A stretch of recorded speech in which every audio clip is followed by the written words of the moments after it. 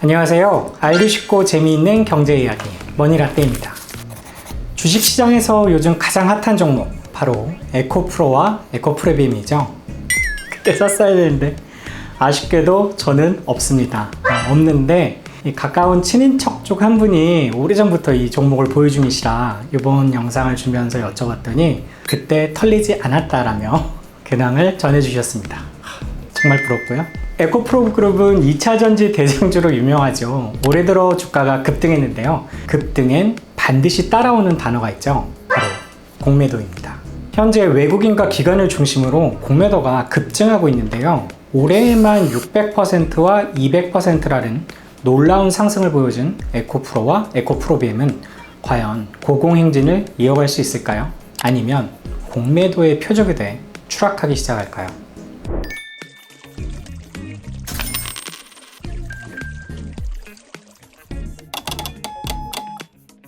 에코프로는 1998년 설립 후 2차 전지용 하이니켈 양극재 제조와 미세먼지 저감, 온실가스 감축 등의 환경사업을 하는 회사로 두 차례 기업 분할을 통해 지금의 에코프로 그룹의 모습을 갖췄어요. 우선 2016년 2차 전지 하이니켈 양극재 제조 사업을 물적 분할해서 에코프로비엠을, 2021년엔 환경사업을 인적 분할해 에코프로 HN을 설립했습니다. 에코프로 그룹이 급등한 데는 다음과 같은 이유를 뽑을 수 있는데요. 첫 번째는 미국발 2차 전지 업종 호재입니다. 지난 3월 31일 미국 재무부는 인플레이션 감축법인 IRA의 전기차 세액공제 세부지침 규정안을 발표했어요.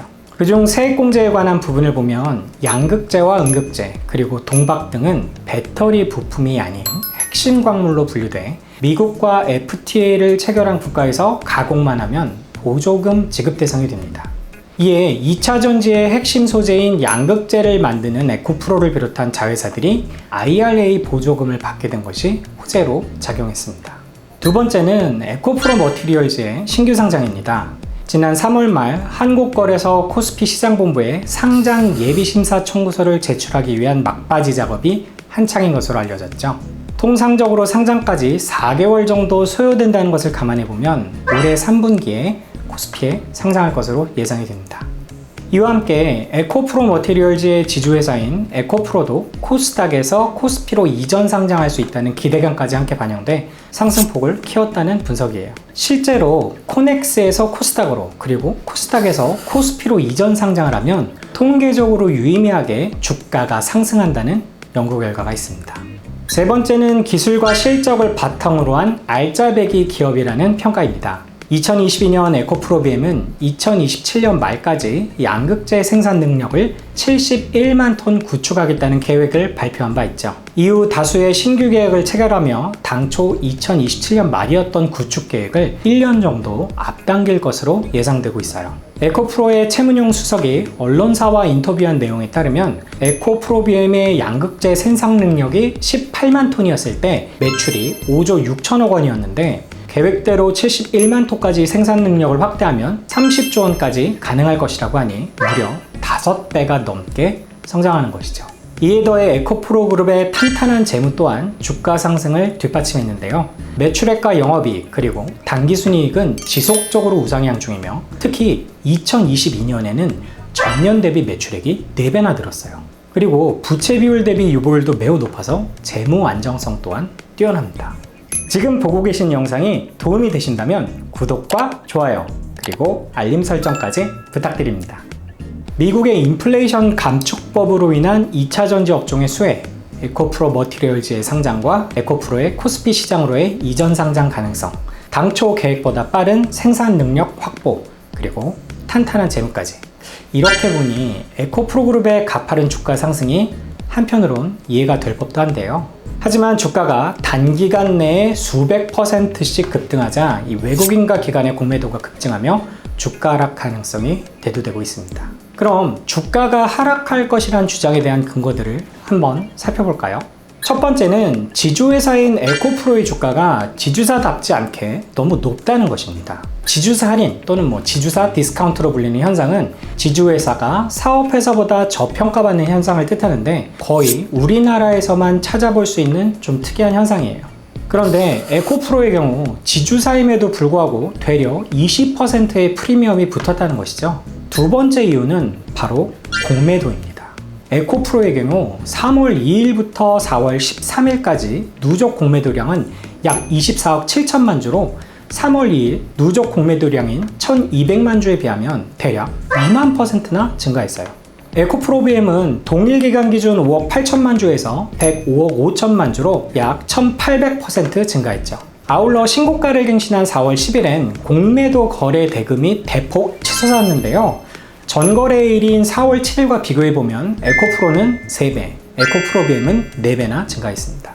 같은 기간 기준 코스피 코스닥 시장을 모두 합한 공매도 금액 순위로 보면 에코프로 BM이 1위, 에코프로가 3위를 기록했어요. 마지막으로 기술적 분석 관점에서 주가 하락 가능성을 살펴보면요. 현재 에코프로와 에코프로 BM 모두 신고가를 가뿐히 경신한 상태로 전고점 돌파 후 에코프로는 400%, 에코프로 BM은 100% 상승을 하며 기염을 토하고 있죠.